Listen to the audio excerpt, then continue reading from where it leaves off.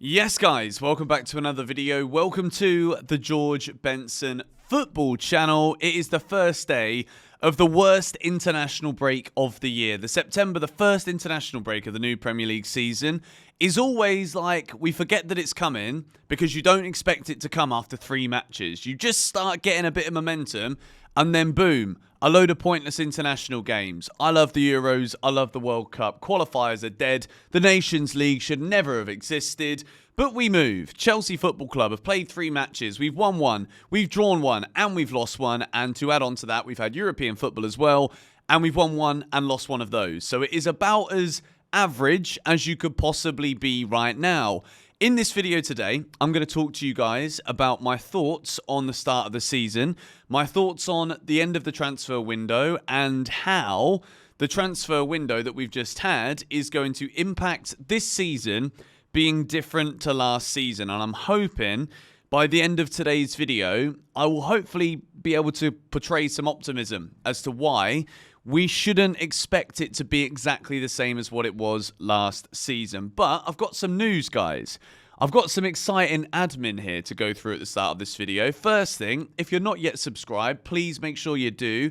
And smack a like on the video if you enjoy it. And as well as that, more GBFC, which is more GBFC. This is GBFC, and then there's more GBFC.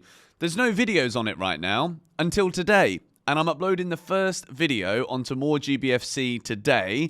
And the title of that video is My Experience on the Carnivore Diet Week 1. So if you want to find out about the diet that I'm on right now, then make sure you go and check out that video. And also subscribe to that channel because I'm leaving it open for you guys to let me know what you'd like to see on More GBFC, as well as me doing these little update videos on what's going on in life right now. So check that out, link in the description. If you're going to buy yourself the new Chelsea kit, use the discount code GBFC10 and use the QR code that I think is right about there right now. So then, Enzo Maresca's Chelsea. We are currently stooping down into the depths of the mid-table areas, which isn't where you want to be. Considering we had Manchester City, the champions, in match week number 1, we're the only team so far this season to stop Erling Haaland scoring a hat-trick.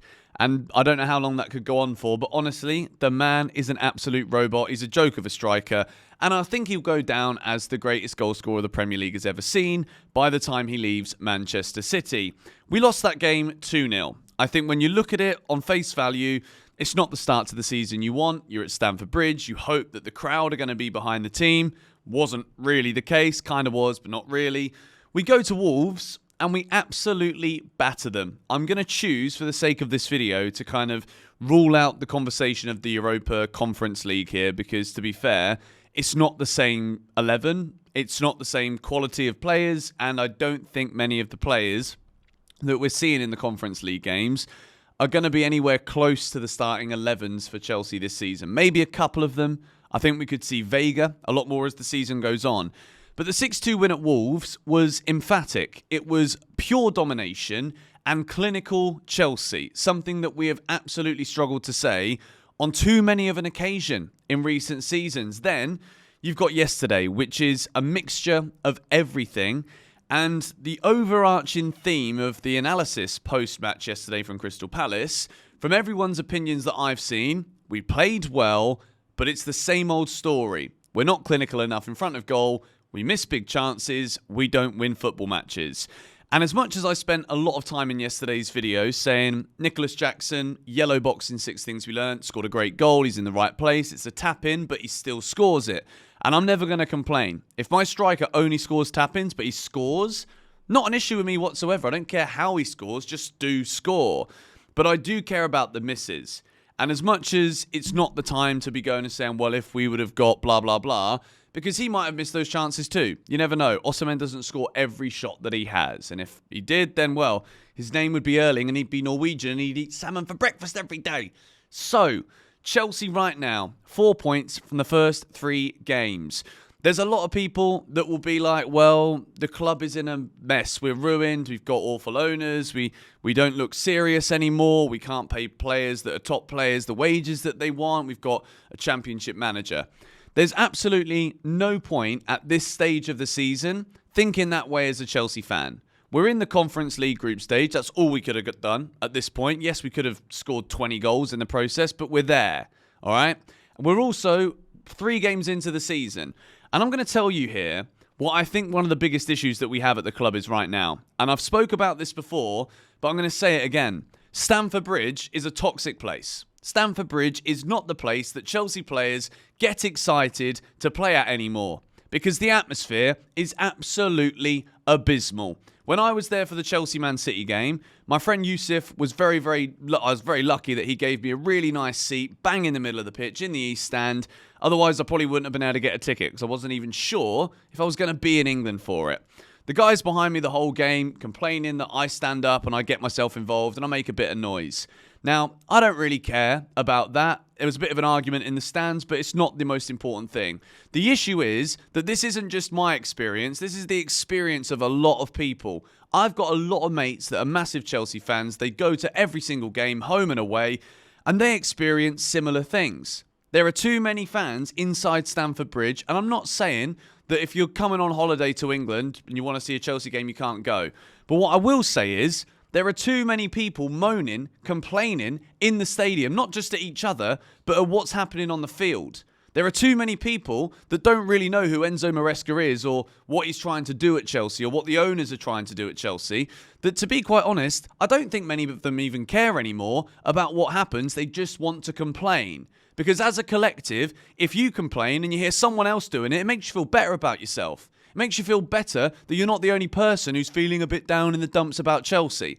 But we're 3 games into a season, for goodness sake. And at Stamford Bridge, you can hear it. You can only hear the Palace fans yesterday. Jadon Sancho, brand new signing, comes out at half-time. He's literally like he's walked into a morgue. It's embarrassing. It's absolutely embarrassing. And I think a lot of it is funneled in from the way that people have just never really given this team a chance. Because we don't sign Osimhen, or because we don't sign a world-class goalie, or we don't sign a world-class defender, I genuinely believe that this is now impacting the way that we support our team at our home ground. Why is it that at Wolves away, the fans are absolutely incredible? The Chelsea fans are talking about. So much noise, supporting all of the players, and then we go to Stamford Bridge and we don't even have a chant for almost anyone in the team. And I know that some people will be like, Benson, shut up. You're an armchair fan. You live the other side of the world and you brown envelopes from the club. First things first, no, I'm not. This is all just flipping rubbish that people come out with because they've got no legitimate argument to come at and say they disagree with an opinion or whatever. It's just cheap. It's pathetic. The fact of the matter is, guys, we need to get behind this team. And it's too early in the season to be saying Maresca's not good enough. We're not making progress, because are you actually watching the games? We are looking better at the start of this season than we did last year. Yes, in the last 5-6 matches under Pochettino, it clicked. Why did it click? Because we'd actually had a similar squad throughout the whole season. We had loads of injuries, and all of a sudden players came back from those injuries. Now, what we're seeing in the early phases here under Maresca is a brand new way of playing. I know that everybody in the footballing world right now plays out from the back. They're long gone are the days where you can hoof the ball forward, your number 9 nods it down. There's been a couple of great goals in the Championship scored like this season, by the way. If you've been watching, or if you haven't, you should go and check out some of these goals. I think the Blackburn goal against Burnley the other day, absolutely sensational at Turf Moor. But the way that football is played now, Chelsea need to adapt and be a bit like this. With the players that we have got available at the club. You've seen the way that we attacked yesterday. When things are clicking, Noni, Palmer, Jackson, the combos, we're blistering. And that is before we add the club captain back into things. Reece James, you can be such a brilliant attacking player. Before we add Jadon Sancho into the mix. Mudryk yesterday came on and looked good as well. So as much as everyone is arguing amongst themselves saying it's a load of bullshit, we signed too many wingers, we shouldn't have done this, we shouldn't have done that. Even Mudryk's game is elevated now because he knows when he gets a sniff, he's got to perform because we got 6 wingers. And it doesn't all have to be painted in such a negative way. And I don't understand at any point here how we can, as a Chelsea fan group, be a collective and say, oh, well, the club are run by a bunch of clowns. What's the point? What is the point? We can all have opinions on individual matters, such as the way that we're dealing with signing new players now, spending too much money on youngsters, not signing the top targets. I'm annoyed with that as well. But it certainly won't stop me from actually backing the team when they're out there on the field.